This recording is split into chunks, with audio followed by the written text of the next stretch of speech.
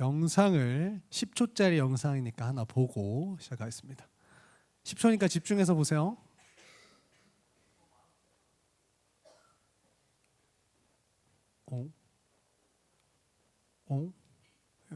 영상이 재생, 혹시 재생 버튼 눌러줄 수 있나요?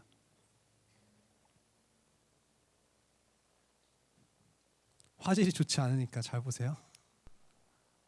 10초짜리 열심히 달리고 있습니다.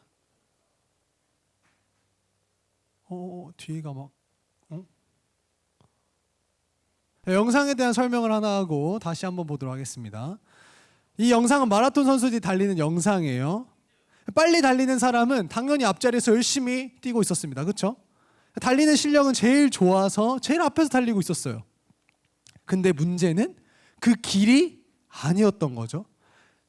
잘 가다가 잘못된 방향으로 1등으로 뛰어간 거였습니다.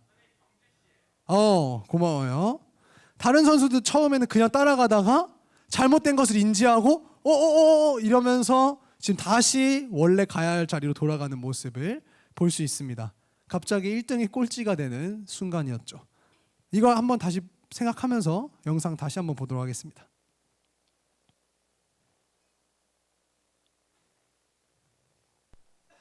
자, 보세요. 앞에 1등으로 뛰어가고 있어요. 근데 길이 잘못된 걸 이제 느낀 거지.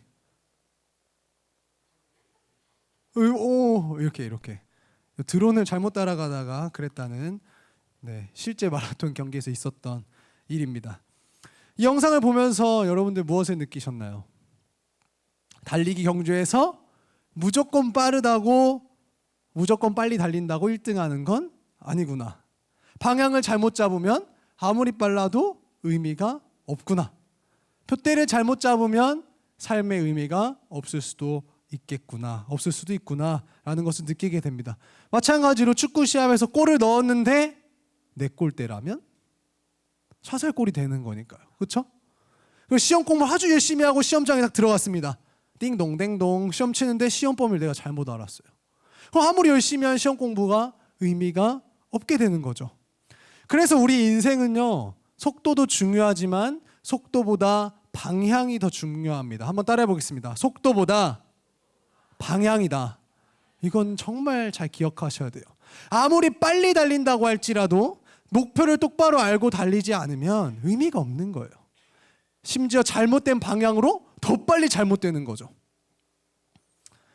시험 같은 경우에는 우리 여러 번 앞으로도 계속 시험을 치게 되잖아요. 그런데 인생은 한 번뿐인 인생입니다.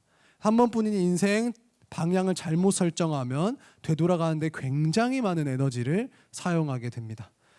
그러니 우리의 인생의 목표, 표대를 똑바로 아는 것이 너무너무 중요합니다. 우리 인생에서 바라봐야 할 표대는 누구일까요?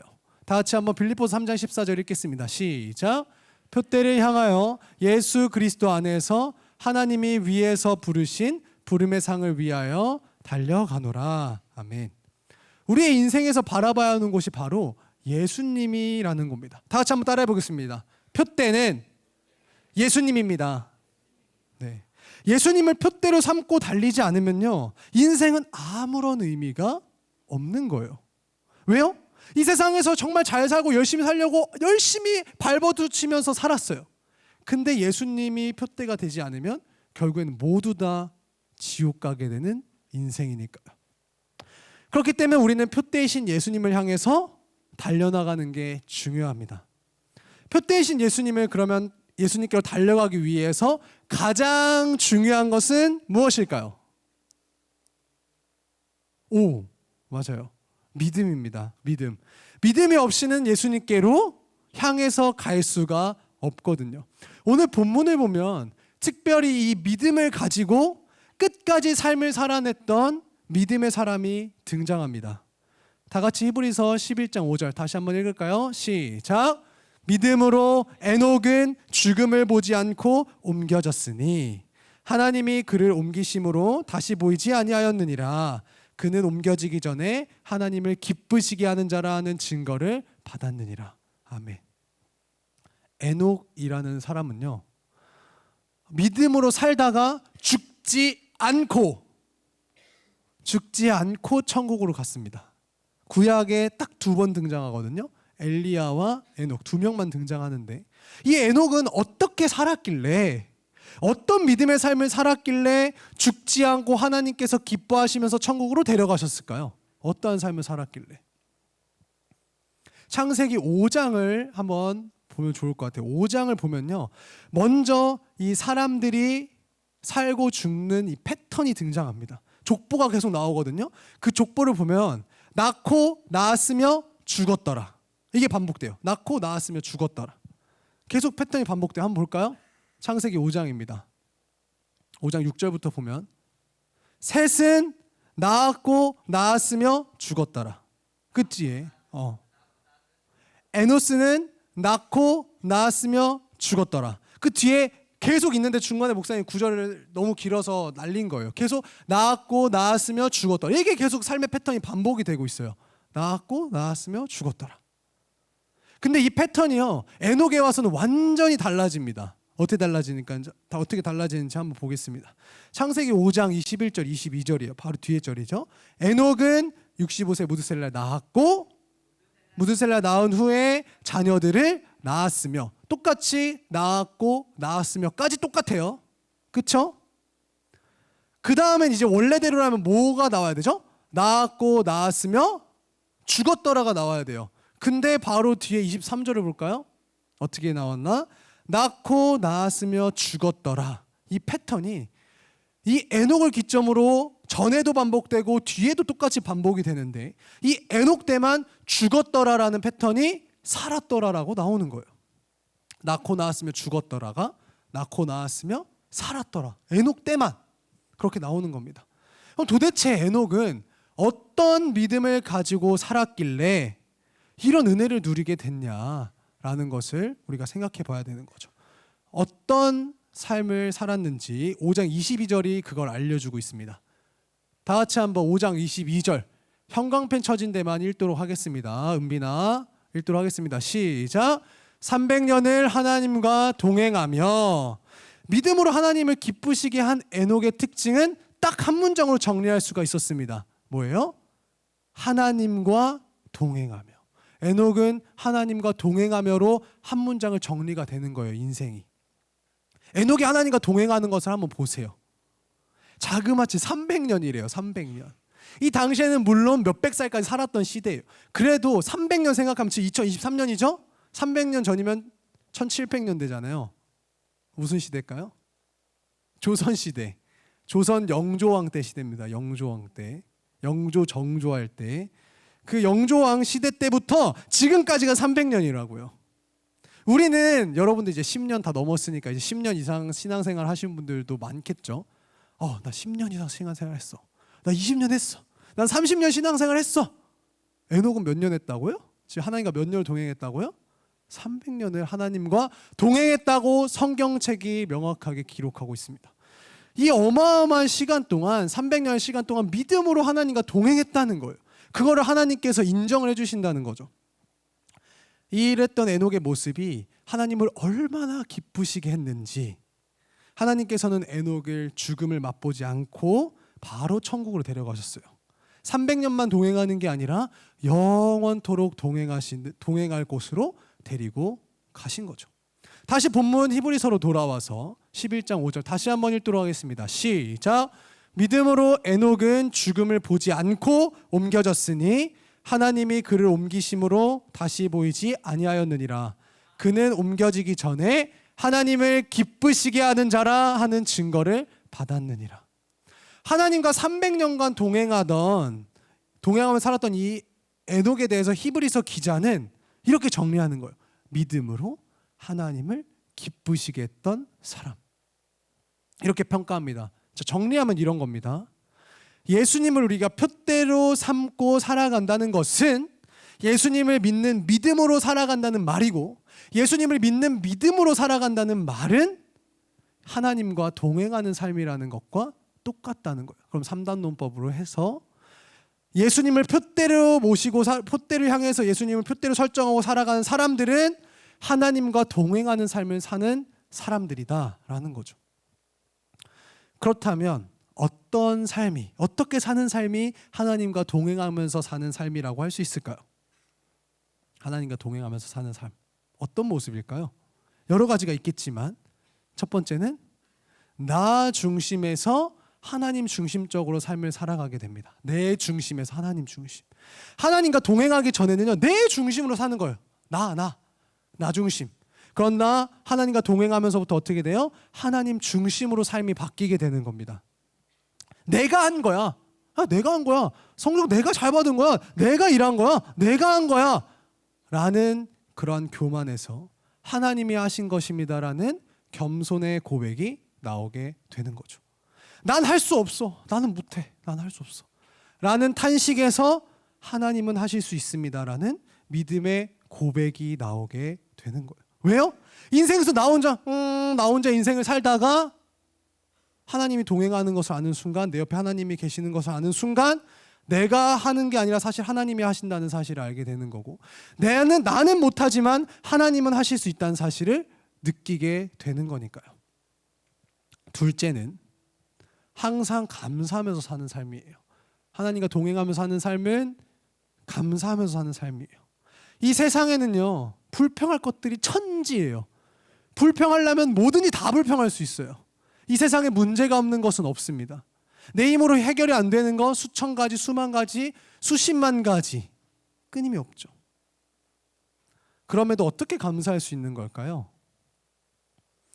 왜냐하면 하나님과 동행하면요, 그 발생하는 문제들을 바라보는 관점이 바뀌기 때문이에요. 관점이. 마치 안경에 노란색 셀로판지를 끼면 모든 세상이 다 노랗게 보이는 것처럼 이 믿음이라는 안경을 끼게 되면요, 그 문제보다 크신 하나님을 발견하게 돼요. 믿음이라는 안경을 끄면. 내가 하나님과 동행해요. 믿음의 안경을 끼고 하나님과 동행한다는 것은 내가 어떤 문제가 발생했을 때 문제보다 크신 하나님을 발견하게 되고, 그 하나님이 커지면 커질수록 문제는 작아지게 돼요. 왜냐하면 내가 하나님을 크신 하나님을 바라볼수록, 그러니까 하나님을 더 크게 바라볼수록 내 문제는 점점 더 작아지게 되는 거죠. 결국에는 하나님과 완전히 동행한다는 삶은 이 세상 속에서 모든 일들에 대해서, 모든 문제에 대해서 상황은 똑같을지라도 감사하는 마음으로 그 문제를 바라볼 수 있게 되는 거죠. 왜요? 문제보다 훨씬 크신 하나님 옆에 계시니까 문제가 되지 않는 거죠. 문제는 문제가 되지 않습니다. 그래서 하나님과 동행하게 되면 감사하는 삶을 살 수밖에 없게 됩니다. 그렇다면 어떻게 하나님과 동행하면서 살 수 있을까요? 동행하면서 그럼 어떻게 살 수 있을까요? 따라해 보겠습니다. 믿음으로 가능합니다. 히브리서 11장 6절 읽겠습니다. 시작. 믿음이 없이는 하나님을 기쁘시게 하지 못하나니 하나님께 나아가는 자는 반드시 그가 계신 것과 또한 그가 자기를 찾는 자들에게 상 주시는 이심을 믿어야 할지니라. 아멘. 하나님과 동행하면서 살기 위한 조건, 믿음으로 가능하다는 거예요. 하나님이 계시다는 사실, 그리고 하나님이 내 인생을 인도해 가고 계시다는 그 사실을 믿을 때 하나님과 동행하는 게 가능하다는 겁니다. 그래서 목사님이 항상 목사님 인생의 마음판에 깊이 새기고 있는 세 문장을 많이 소개했던 것 같아요. 연초에. 하나님은 분명히 살아계시다는 사실이고요. 하나님은 여러분들을 지극히 사랑하시다는 사실이고요. 하나님은 반드시 여러분들을 좋게 하실 것이라는 사실이에요. 이 사실을 믿고 살아가는 삶이 하나님과 동행하면서 살아가는 삶이라는 거예요. 그런데 문제가 있습니다. 뭐죠? 우리들의 믿음이 요동치는 거죠. 하나님과 동행하기 위해서는 믿음이 반드시 필요한데, 필수적인 조건인데 우리 믿음이 항상 요동쳐요. 믿음이 꺾이기도 합니다. 그래서 우리가 절대로 빼먹지 말고 최소한 실천해야 하는 게 바로 있습니다. 교회를 향해서 발걸음을 옮기는 일이에요. 이게 여러분들이 최선을 다해서 절대적으로 사수해야 될 일입니다. 여러분들이 믿음의 상황이 어떻든지 이것만큼은 사수해야 되는 거예요. 옆에 친구와 이야기해 줍시다. 친구야, 무슨 일이 있어도 교회는 빠지면 안 돼. 교회는 빠지면 안 돼요. 무슨 일이 있어도. 로마서 10장 17절 이렇게 얘기합니다. 믿음은 들음에서 난다고 얘기해요. 근데 우리 하나님의 말씀 어디서 듣고 있죠? 교회에서 듣고 있잖아요. 교회로 나와서 하나님 말씀을 듣지 않는데 믿음은 성장할 수 없어요. 믿음이 성장하지 않으면 하나님과 제대로 동행할 수가 없어요. 동행한 삶을 살 수가 없는 거예요. 하나님과 동행하지 않는 삶을 사는 것은 인생의 방향이 잘못된 거예요. 인생의 방향이. 그렇게 우리가 가장 먼저 철저하게 사수해야 되는 게 뭐냐? 주일에 교회 빠지지 말고 나와서 예배하는 거는 철저하게 사수해야 된다는 거죠. 한 번 더 옆에 친구들에게 얘기해 줍시다. 친구야, 다음 주에도 교회 빠지지 말자. 안 하는 친구들은 속으로 했겠죠? 이게 중요한 겁니다. 사랑하는 중등부 여러분, 말씀을 정리해 보겠습니다. 모든 일에는요, 속도보다 방향이 중요해요. 속도가 아무리 빨라도 방향이 잘못되면 의미가 없어요. 그렇게 우리들이 걸어가는 특별히 인생의 방향은 너무나도 중요합니다. 인생의 방향을 어디로 설정해야 된다고 얘기했죠? 예수님. 표대는 예수님이라고 처음에 설명을 했습니다. 예수님께로 가기 위해서 우리들은 매일매일 하나님과 동행하면서 살아야 되는 거고, 하나님과 동행하면서 사는 삶은 하나님을 향한 100% 믿음, 100% 신뢰를 가지고 살아간다는 삶을 의미하는 거예요. 그래서 특별히 세 가지를 소개했었죠. 하나님은 분명히 살아계시다는 사실, 하나님은 여러분들 지극히 사랑하신다는 사실, 그리고 하나님은 반드시 지금이 아니더라도 여러분들을 반드시 좋게 하실 것이라는 그 사실을 믿고 오늘 하루를 살아가는 것, 그게 하나님과 오늘 하루를 동행하는 삶을 살아가는 겁니다. 이렇게 하나님을 100% 신뢰하는 마음으로 하루하루를 살아가는 삶이 하나님과 동행하는 삶이고, 이 믿음의 삶을 하나님께서는 기뻐하시고 그런 사람을 사용하신다는 사실을 오늘 에녹을 통해서 배웠어요. 여러분들에게 주어진 인생 흘러가는 대로, 그냥 주어진 대로만 살지 않았으면 좋겠어요. 하나님과 동행하면서 하루하루를 살아가면서 하나님께 에녹처럼 온전히 쓰임받는 모든 중등부 되기를 축복합니다. 아멘. 우리 들은 말씀 생각하면서 찬양하겠습니다.